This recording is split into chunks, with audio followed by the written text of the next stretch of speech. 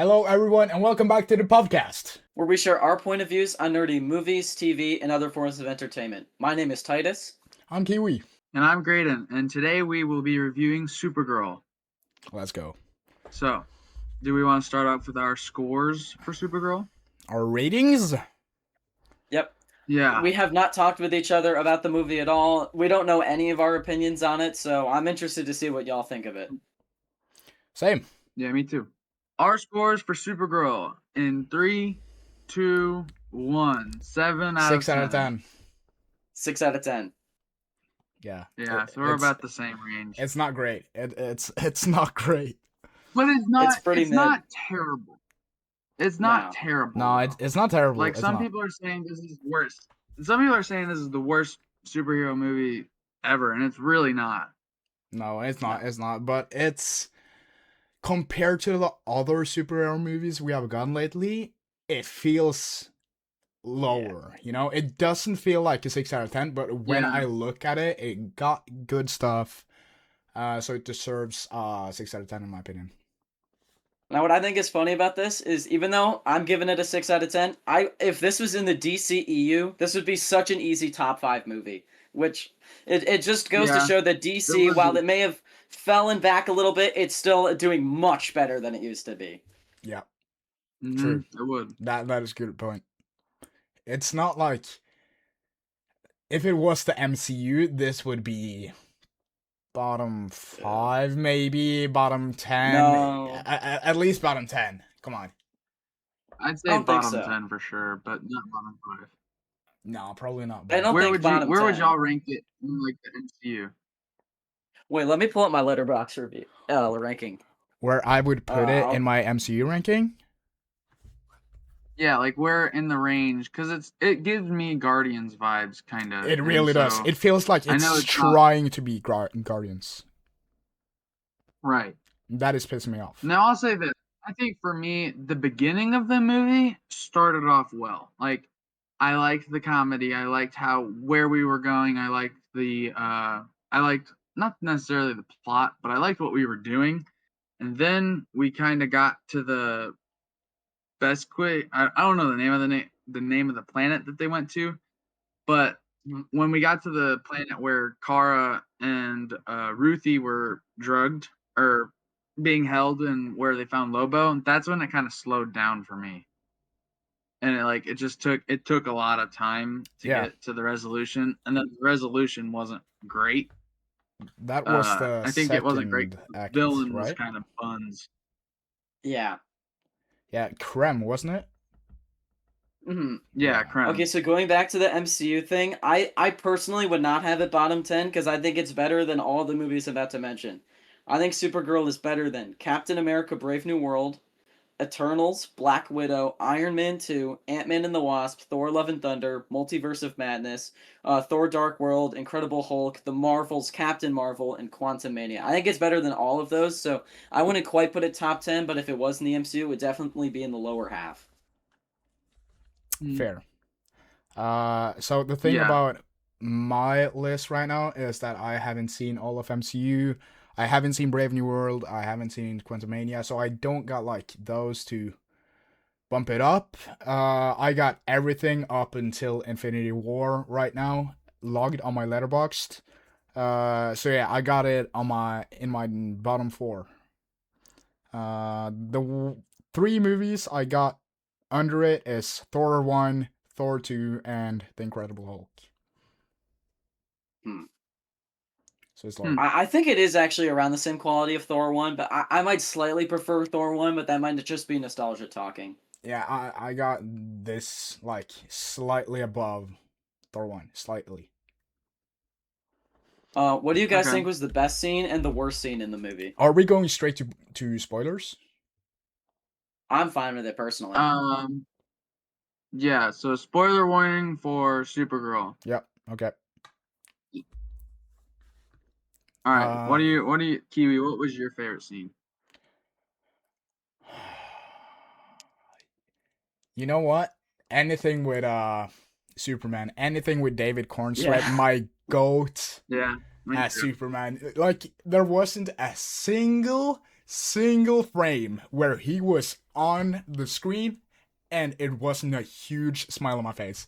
It's just like, it's top 3 castings of all time, like ever, in my opinion. Ooh. Yeah. It's I wouldn't it's quite say I'd that, say- but it's top 10. Yeah, Fair. I'd say top 10 for Yeah. sure, because I totally agree. Every time he was on screen, I was just like, I love him. He's just so good. Yeah, He's he like, is. I was in so much joy seeing him on screen again, and that makes me so excited for Man of Tomorrow, because I know that movie's going to be peak. Like, that'll probably be a top 5 superhero movie for me personally, just because I really liked Superman 2025, and I loved Lex. Nicholas Holt did a great job, and so now that they're putting those two together and they're building the DCU even more, like, it's gonna be really good. Yeah. The leaked. I'm excited to see. Sorry. No, all good. The leaked pictures of Man of Tomorrow, this is like the normal Superman though, but the leaked pictures of Man of Tomorrow looks like we get more and more leaked pictures every week, and it's like it gets better and better. Yeah, As a it really diehard does. DC fan, I am so excited to finally see the Lex's power armor get brought justice in live action.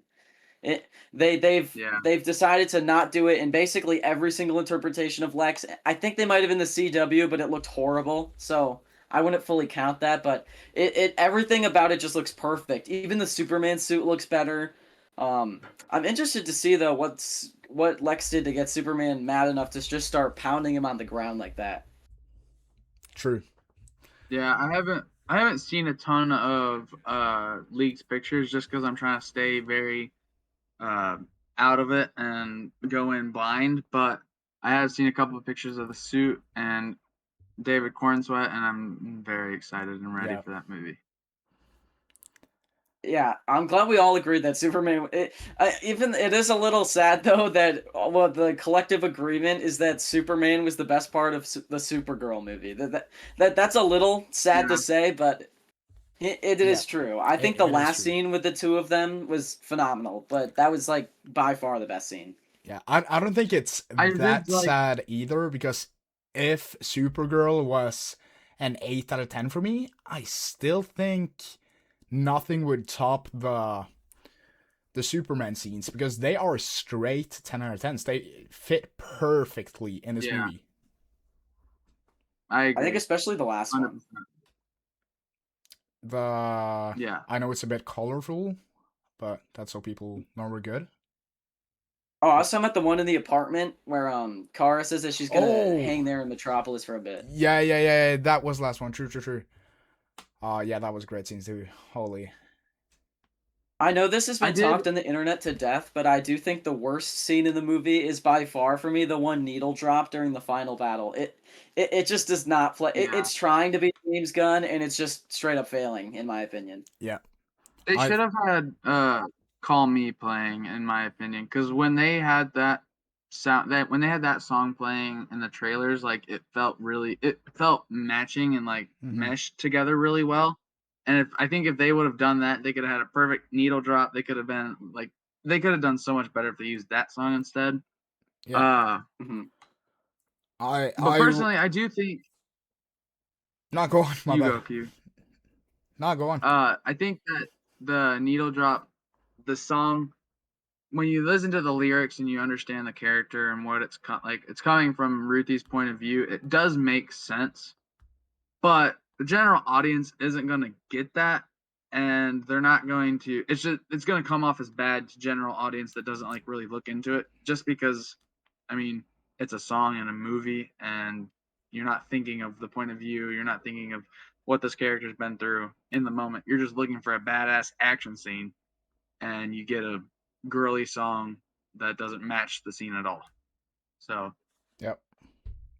I don't think it being like I wouldn't say it being a girly song is the bad thing. I think it's more just I think that scene really needed like I think whatever the song they chose needed a pop like the one you said in the trailer did. Like I think it needed to like be like a catchy song that like I mean, during Superman, when there's like an action scene, or even in Guardians of the Galaxy, when James Gunn uses a needle drop, it's one that once it is plays in that movie, people will start listening to that nonstop. You know how many videos had punk rock in it last year? Or like when Oh. Guardians 3 came out, the amount of people that had Go Sleep to Dog days are Brooklyn, over. or in the first one with uh I'm forgetting the name of the song, but oh, Call Me by Your Name, I think. No, no, Come Get Your Love. Yeah, that. Come and Get Your Love. Yeah, I think I agree. I he could have done a better Yeah. song choice for that moment for sure. I have written down I were expecting better from the soundtracks, but wasn't bad. And I think that isn't Yeah. just for the last fight scene, but also like throughout the movie. There wasn't a single soundtrack where I was like, this fits great, this is great song pick. I really like the song. But they weren't bad either. Like, I think they definitely could have done better, but at the same time, yeah, I don't hate it. Oh, what did you guys think of the Yeah, Ruthie interpretation? Also, wait, have you guys read the Woman of Tomorrow comic? Nope. I have not. Okay, I haven't read it, but I'm gonna start reading it like tomorrow-ish. I bought it today. I'm trying to get through Absolute Batman first, which I have all the issues of that now. But anyways, what did you guys think of Ruthie in the film? I thought she was good. Yeah. I didn't I, really. I wasn't surprised by her. Her character felt very like dense and mhm. kind of just was bland, like dense and bland at the same time. Like we get it, you want to kill this guy, but there wasn't a lot of character development for her in the movie, in my opinion. It was just kind of the straight, I want to kill this guy the entire movie.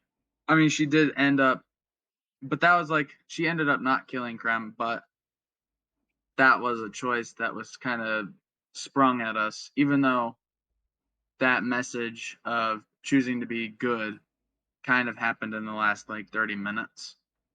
So I think it wasn't very paced well. I think a big problem with her character is I feel like I've seen that character arc get done to death like 50,000 other times before, which I think is another big That's problem with this movie is I think a lot of it just feels like really generic personally. Yeah, that's nothing wowed me. Hmm. I am a bit like her character wasn't bad. She was a good character. I liked it when they introduced her, but at the same time, I feel like they overused her character so insanely much. It almost felt more like a Ruthie movie than a Supergirl movie. Like, honestly. I bet Yeah, when I look at the screen times, I think Ruthie's gonna be probably higher than Supergirl, which is insane. They are close. They Maybe. gotta be close it'd because probably be close. I don't think she'd be higher, but I definitely think yeah, it's close. agreed. She probably not higher, but it felt like it to me. And I liked her character, but yeah, I wasn't excited when she was on the screen. I liked it, but like it was it was okay, you know. Another thing I found pretty disappointing with the film is I was kind of hoping for a little more like I don't know. I feel like you could take Lobo out of the movie and nothing would change. So I thought Lobo was a bit of a disappointment for me personally. But I know a lot of people that's like the No, highlight of the movie for Yeah, them. no. Lobo was if we remove Superman from the movie, Lobo is carrying this so hard. I when I went yeah. out of the theater, I was like, this is the most like I couldn't ask for a better Lobo. Jason Momoa, perfect Lobo. Don't ever make another Lobo than Jason Momoa as him. I think he looks perfect to the character. The only thing I would like wish if we're going into details is glowing red eyes, but yeah, I'm not a Yeah. huge comic guy, so I've only seen pictures of it and I thought it looked really cool, so I wish they brought that into the movie. But yeah, I think every scene with Lobo is so freaking cool, and yeah, I really loved him. I wouldn't say it's the interpretation that I have a problem with. I just feel like I don't think he serves the plot remotely at all. Like, you could remove him from the movie, and it's pretty much the same movie. It's just, honestly, I think it Yeah, might even be. I think because the only thing he ever serves to the purpose of the plot is he comes in and he saves them a few times. But I feel like it would have just been more interesting to have the characters save themselves. I think, they really did over. I think, I don't know. He definitely just lacked, I think, a purpose to serve in the movie. If you know what I'm saying. Like, if you take him out of the movie is pretty much the same movie. He doesn't right. add to any of the I character arcs. Probably, yeah. That's what I agree with. I think Yeah. what he adds to the movie is a comic relief and just being Lobo and Jason Momoa being there and being him. But you're right. As a plot, he doesn't really add much. He And doesn't when he really have comes in to much. save him, he doesn't really do anything. He just kicks a couple people and rides his motorcycle The and bombs last, the place. the last like scene though that he did save Supergirl. She was like about to die, if I remember right, or was it Ruthie? I think it It was was Ruthie. Supergirl, I believe. Okay, yeah, it was Supergirl. Yeah, so she would have died if he didn't pull up with the hook. But yeah, I agree. It could have been written better, but still, I've never seen Lobo in anything, and I've been excited for this movie, and also like seeing Jason Momoa excited to play a DC character excites me because he Yeah. did not like Aquaman. He probably did first, but it was clear that it wasn't like he likes Lobo a lot more, and that warms my heart. It's so weird to me that Aquaman is the highest grossing DC movie. Like, I'm just kind of surprised that that happens to be the one that makes like over $1 billion. I mean, there's been Right. some DC movies that have made over 1 billion, but like, it's so weird to me that that just happens to be the one. I think it's probably because it You, came out in 2018 when like superhero films were like big. Like, you had like Black Panther, Infinity War, and then the year prior was like Homecoming, Ragnarok, and then you had Endgame. Then I think that's the only reason it was really big is because of the timeline when it came out. But I feel like a different DC movie probably should have deserved that. Yeah, I didn't even know that. That's yeah, insane. I mean, you think that the Justice League movie would make over 1 billion if any were to make 1 billion, it would be a Justice League movie, not I actually Aquaman, think in my Batman opinion. versus Superman should have, if it was That good. yeah, But that too. Keyword if it was uh, good. W. yeah. Did you guys see that? Like, when Batman versus Superman came out, it was getting tracked to like make the same amount of money as films like Infinity War. But I think the word of mouth was so bad that it basically killed that movie at the box office. Yeah, Yeah, that's insane. nobody went to rewatch that movie. Um, Um, can I just say something about the CGI about Supergirl? Yeah. I sure. think Hmm. first act awesome. Second act awesome. During the second act, I was like, I don't think I've seen a single bad looking scene so far in this movie. Every scene looks phenomenal. It comes to the third act, and the Lobo comes in and save them. And after that, oh no! Like after Supergirl put on the suit, the Yeah, CGI fell off. I The noticed CGI it fell off. too. Yeah, and I don't know why they keep on doing these scenes with superheroes when they're flying and they got the camera in front of them. I don't think the scenes look really great, They and don't look good. it They look goofy. never looks good. I don't know why they keep on They doing it. they look so bad that it's became a meme. Yeah, it's insane. Right. I think the Um, best version of that we've seen is in Superman from last year, but even then, I don't even think that shot's very good. Like I think the only real problem I have with Superman from last year is I do not think that movie looks visually great at all. Like the shots are horrible, I think. fair. There's some pretty good shots, but Yeah, looks way better it than really, this third act though, in my opinion. yeah. I don't know, you know the shot where like Kara is saving Ruthie with like I don't know, there was something like flying over their head and she kind of like ducks and like holds her like this. Yeah, Mm-hmm. You it's know the that? bike. Yeah. I think that shot looks horrible, and I have no clue why. That's literally in all of the marketing. That in every trailer that's in it, and I don't know. That I think that shot took me out of the movie. It just looked so corny. Yeah. I think that was them trying to recreate the Superman and little girl with the pipes. In my opinion, I think that was them trying to recreate something to make it or an homage to Superman, but it did not come out great because I noticed it too. I was like, "This looks terrible. This does not look good." Yeah. No, true. I think the laser eyes though, when she used her laser eyes, they were like massive for some reason in the third act.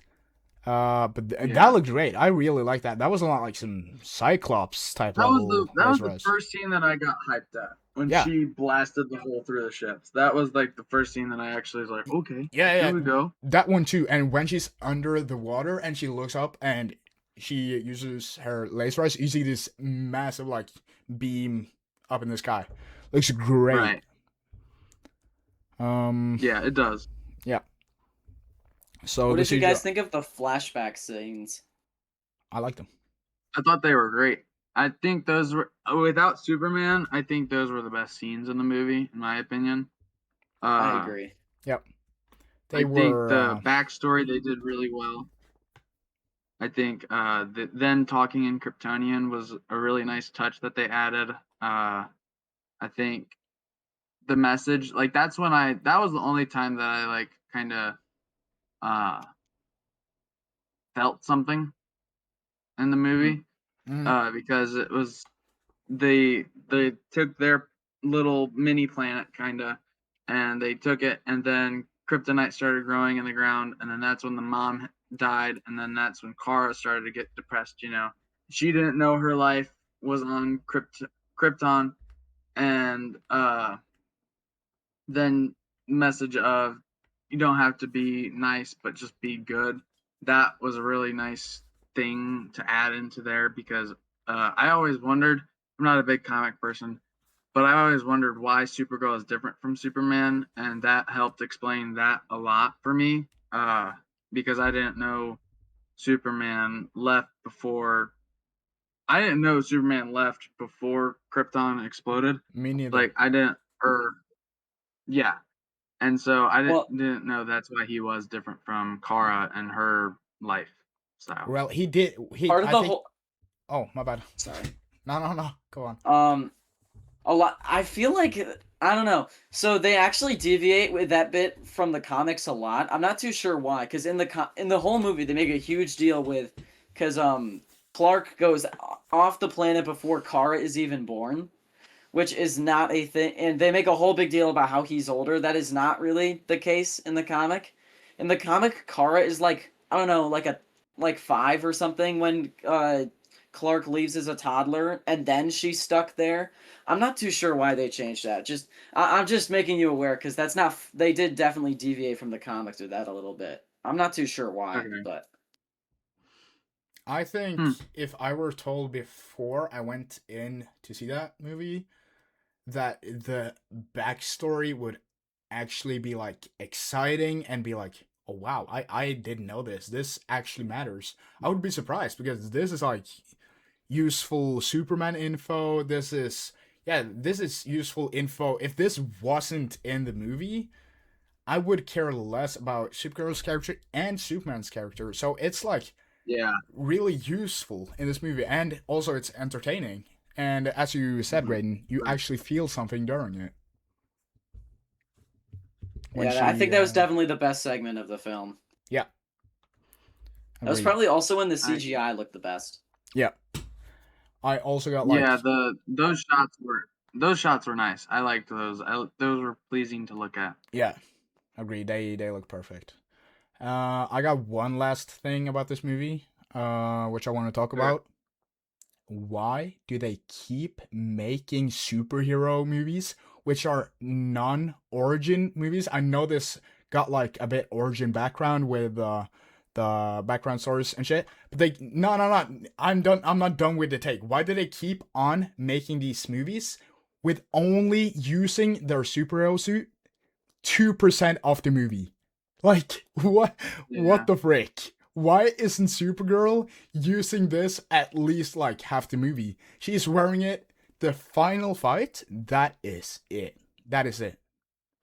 I hate I that think shit. it's kind of just to symbolize that she's finally come to accept herself and her grief, and she's finally able to push forward. I think that's why they did it in this movie, but it is something that I am a little tired of seeing. I do agree with you on that, but I think it worked personally just because it's sort of the entire suit is just a symbol for her gonna kind of getting over her grief and trauma, then pushing forward. Yeah, I just don't think Yeah, it's necessary to do it for 1.5 hours with no suit and then, all right, we got 15 minutes left. Let's pull off the suit. Yeah, perfect. I I don't like think it. that. I think it. I think it worked more for this movie than other movies and Yeah. TV shows. But I do agree because some of the best scenes in superhero movies are when the characters are in their suits and Definitely. being badass. And I mean, take Superman. He is in this suit for basically the entire film. You know, there's not one. There's a couple scenes where he's in his normal regular outfits, but that's why Superman was a lot better, in my opinion, for Definitely. like suit wise, because he was in a suit the entire time, Yep. and Carl only was in it for 15 minutes, like you said. Yep. Did you guys watch the Punisher special presentation? No, so please no Yeah, spoiler. Okay. It's not really a big spoiler, but Okay, okay, then you can go on. I'm really late, so it's really fair to you spoil. okay, it's not really a spoiler, but that is definitely an example of the point you were making earlier about not wearing the suit till the end. That is one that yeah, I really think that I think that's a great example of the complaint you were making about Supergirl, and I think that is much more valid in cases like that. Yep. I would Agreed. Especially agree. because most of it is him just. I mean, this isn't a spoiler because it's pretty much exactly what you'd expect, but there's like it's just nonstop carnage for like most of the special, and it would make it a lot better if he was wearing the suit. I think. Yeah. And I I don't agree. think that makes a lot sense either to do that when he has been in 4 seasons earlier. He got 2 seasons off his own show and then, yeah, 2 seasons with Daredevil and then give him his own 40-minute special for the first time ever. And this is like, And not have him in the suit. yeah, that's ridiculous. There is one case I think where a superhero just doesn't wear their suit at all. That I think I don't know why, but okay. So this is not really a huge spoiler, but in Daredevil season 3, he doesn't have his suit at all. Hmm. He literally only wears like the black like mask that he Yeah, wears yeah, in like season 1 yeah. the whole time. I mean, it looks a lot cleaner because he also has like a ton of ropes just wrapped around his hands. I've seen it. It looks so peak. It looks so peak. Yeah, but I guess that's a case where they don't really wear the suit at all. But I think it's kind of worth it and stuff like that because they still look pretty damn awesome. That's the thing, yeah. Yeah. And I don't like in season 1 of Daredevil. Yes, he wears the suit like 10%, but I feel like that makes way more sense. And Hmm. yeah, I think it and makes more sense for ground level characters to not wear Oh their yeah. suits all the time, in my yeah, opinion. agreed. Hmm. While we're on the topic of Daredevil suits, have you guys seen the season 3 Daredevil Born Again suit? I have. I What have do you guys not. think of it? Because I feel like I might be on the other side of the internet with this one. What Oh do you no, guys think? you want full red? Uh, I'm not gonna say I want full red, but I don't really love the suit. If I'm gonna be completely honest. I haven't seen I'm gonna last look up season a of. picture. Wait, go on, Graydon. My bad. I'm just saying I'm gonna look up a picture of the suit because I haven't seen it. Yeah. I don't love it. It's quite literally like the Across the Spider-Verse joke with the bleeding from the armpits thing. It's like that, but I think much worse, No, no, personally. no, no, no. Wait. Let me go get my T-shirt. Wait, give me a sec. Give me a sec. Huh. So it's red on the outside, black on the inside, basically. Yeah. Uh,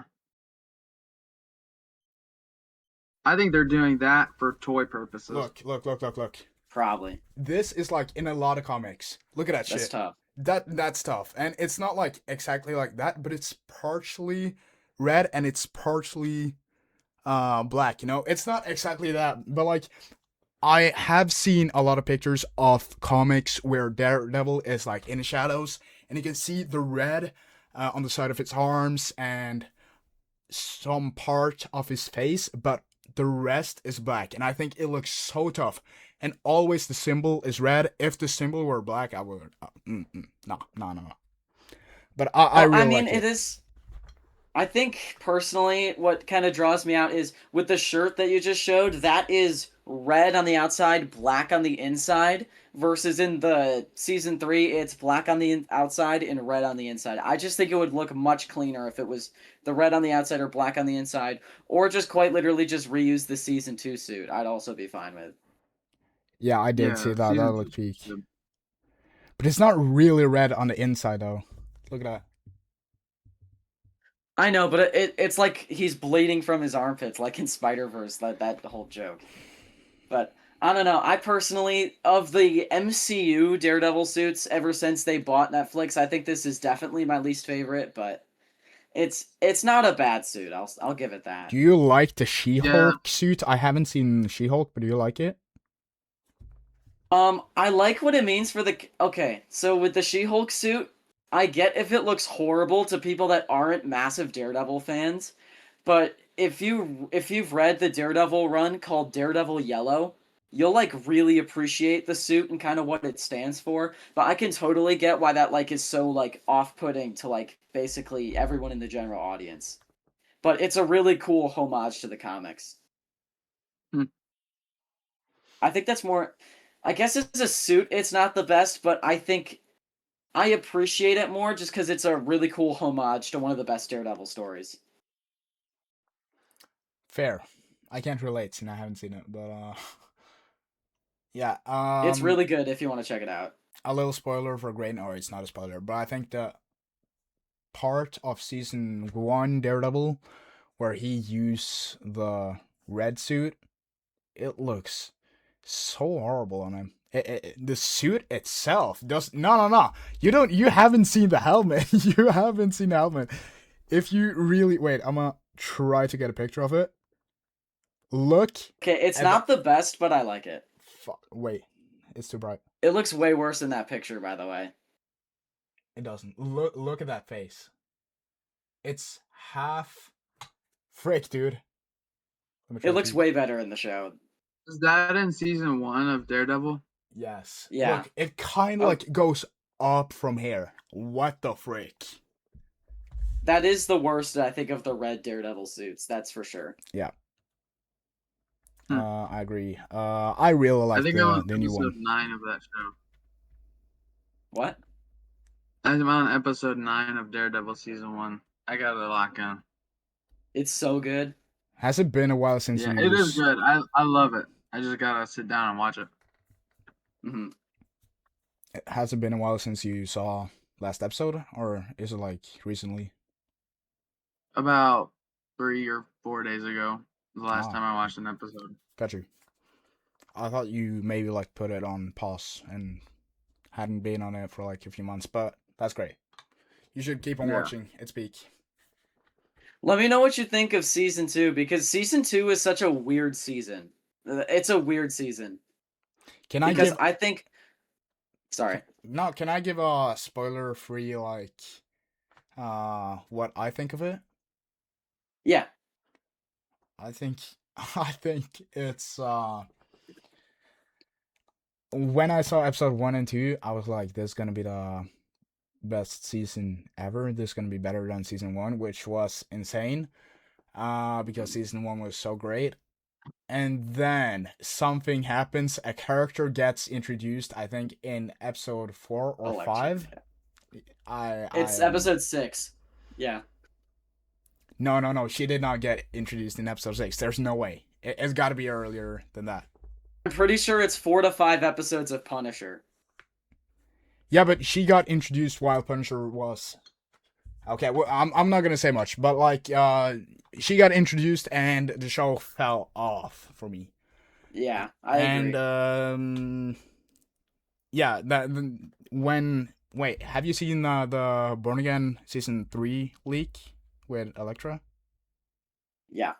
Yeah. I'm very interested to see what they do because they literally. Whoa. Okay, but you know where I'm thinking with this, right? I know. It's very weird. Part of me thinks it might have to do with the hand being in Brand New Day. I think it might have to be something like that.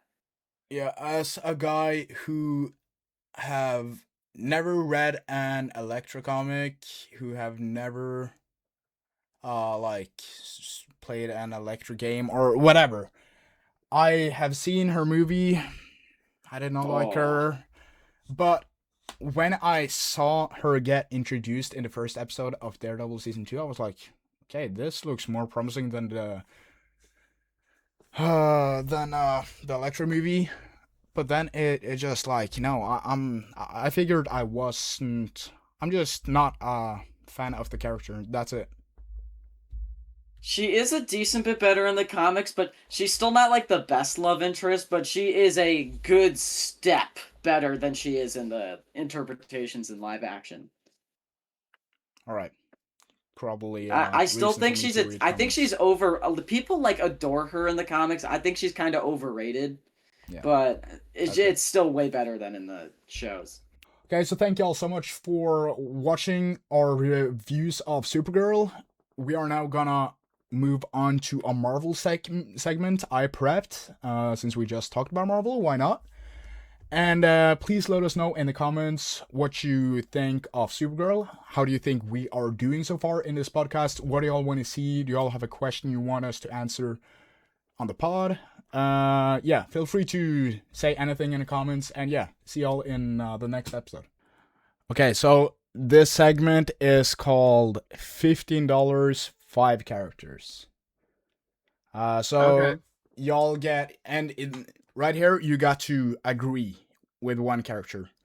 So I'm gonna for example, I'm gonna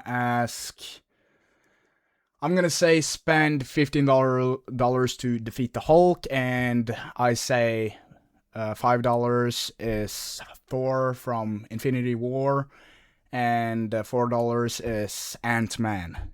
And you got to choose one character, both of you, like not separately but together, that you wanna do. All right? Okay. So we're trying to defeat Thanos. Yes. Spend $15 to defeat Thanos when he has no Infinity Stones in Endgame, like when he has the blade. Okay. And is fighting Cap and Iron Man and Thor. How much money do we have? 15. 15. And you are choosing, and this is like five rounds. All right. So you got $15. You got to defeat Thanos with no Infinity Stones in Endgame. For $5, you get Iron Man. For $4, you get Thor from the first Thor movies. Not peak Thor, but from like Thor 1. For $3, you get the Wasp. For $2, you get Smart Hulk. And for $1, you get Daryl from the Thor one-shot. The guy. Okay, so we just pick one per round, right? Yes. So here you can Okay. only With the choose $4 one. and $5. The $5 was Iron Man and the $4 was Thor. I think we take Thor. That's what I'm thinking. Yeah, 4 for Thor sounds way better than 5 for Iron Man. Yeah. Okay, so 4 for Thor. We have $11 left. Okay, so you choose Thor from the first Thor movie? Mm-hmm. Okay, I'm just gonna say, so this is like only Thor from the first Thor movie, so Thor might like be in the other questions, but not like from the first Thor movie. If you get what I'm saying, like, or other characters. I might do normal Hulk, for example, instead of Smart Hulk for $2, if that makes sense. Which version of Iron Man is in here? Which version of that? I was thinking like Infinity War when I was doing this. Oh, I think we should take Iron Man. I think Iron Man and Infinity War is stronger than Thor and Thor 1. Yeah, I think I agree. Iron Man took on Thanos with the stones. Yeah, He made him bleed I'd say too. Yeah. It didn't. I agree. They did in Endgame though. Iron Man peaked like Loki in Endgame, and Cap was with him, and Thor in Endgame was with him, and he won with no stones. I'm just letting you know. You can still go with it. I'm just letting you know. Do you want to? I think we should do Thor just because I think it's around the same power and it gives us and it takes up less money. But does he have Mjolnir in Thor 1? Yes. We're counting him as Yes, like yeah. I think we should. We're not Okay. counting when he is like in human form on Earth. Okay, then yeah, we'll count. We'll take Thor for 4. Hmm. Okay. I'm just gonna do remain $11. Right. You got $11. Would you like Hulk from Avengers 1 for $5? $4 for Hawkeye, $3 Gamora, $2 Howard the Duck, or $1 Baby Groot? I want to take the $5 personally, just because What I was think the other $5? ones kind of what. Hulk was the in $5? Avengers 1 for $5 and Hawkeye for $4. None of the others I think are gonna hurt him. Yeah, no, Hulk That's the is. thing. I say we take Gamora Hulk. for $3. Yeah, we'll take Hulk. Have $6 left. That way we have Yeah. Thor, a god, and then Hulk. Who's Hulk? Hmm. All right. Give me a second. All right. So you So we got have $6 left. $6 left. Got you. Okay. For $5, Spider-Man from TASM 2.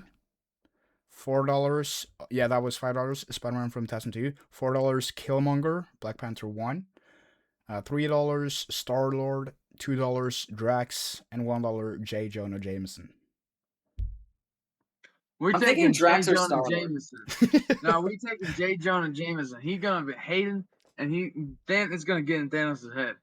We taking James Jonah Jameson. You know, there might gonna be be like peak. it might be a move to save money and hope for better characters in the next one. I'm just saying, I'm not saying you should choose, but If we take JJJ, we got a star like commentator. He can be like, "Oh, Thor, you suck. Go hit him harder." You know, like that would be peak, bro. That'd be easy. That'd be such a beneficial. He'd piss us off. He'd make us want to kill Thanos even more. I'm thinking. I don't know. I feel like Drax would do the same thing, but he might be able to actually hurt him. But I guess. Yeah. But we Wait, saw so what we have happened to $6 left. Actually, let's just take JJ in case if there's a really good $5. Yeah. Yeah, let's take JJ. okay. So right now you got $5 left, and you have Thor from the first Thor movie, Hulk from Avengers 1, and J. Jonah Jameson. Do we have 1 or 2 more rounds? You have 2 more rounds. Okay. So for $5, Thor from Infinity War, so peak Thor. For $4, The Thing. $3, Nightcrawler. $2, Dagger, and $1 Foggy. Low key, I'm thinking Thor. Really? I'm thinking. Well, Infinity War Thor literally one-shot Thanos with all 6 stones. When he had Stormbreaker, he threw the axe. It went through all 6, and then literally beat up Thanos to the point where he was like bleeding on the ground in one single hit. Yeah. I understand the take. I do understand the take. But so if we take Infinity Thor, does that mean we replaced Thor 1? No. I think You get both. Like if you choose if you choose Thor Infinity War, you now have Thor from Infinity War and Thor from Thor 1. Honestly, Infinity War Thor is the best anyone has ever done in a fight against Thanos, which is kind of why I want to pick him. Because he's the only one that full on beat Thanos on his own with all 6 stones. We can. I think if we take him, we automatically win. We'll see. Endgame Thanos, I don't know. Well, we'll see. Also, Infinity War Thor is like has all the vengeance against Thanos too. Right. So he has the biggest will. Okay, so which one are you picking? Thor. I want to go Infinity War. Okay. And then we just don't get anything next round. Okay. So you have now picked Thor from the first Thor movie, Hulk from Avengers 1, J. Jonah Jameson, and Thor from Infinity War, and you have 0 remaining dollars. Okay, so last round, which you cannot buy nothing from, sadly. For $5, Magneto. $4 Wong, $3 Mantis, $2 Medusa. I don't know if you know who she is, and $1 Toby's Peter Parker before he got his powers. I think we honestly made the right decision. Yeah, I think we won. I don't know if we won though. Let us know in the comments if you think we won or lost. I'd be interested to know because I think it's pretty 50-50. Don't y'all think Magneto would destroy Magneto Thanos, destroys the whole MCU. Yeah. And simple as that. And like Thanos in Endgame also is like in a full metal suit with a metal blade. I think Magneto would like demolish him. Yeah. But yeah. I still think we made the right decision, especially if you threw another Spider-Man at for $5. Like Spider-Man is nothing compared to those. Yeah. Fair. So who's our team? We have Thor 1. We have J. Jonah Jameson. Hulk Avengers 1. Hulk Avengers 1. And Thor Infinity War. Thor Infinity War. Yeah, we win. To defeat Thanos in Endgame with no stunts. Let us know if you think that we won.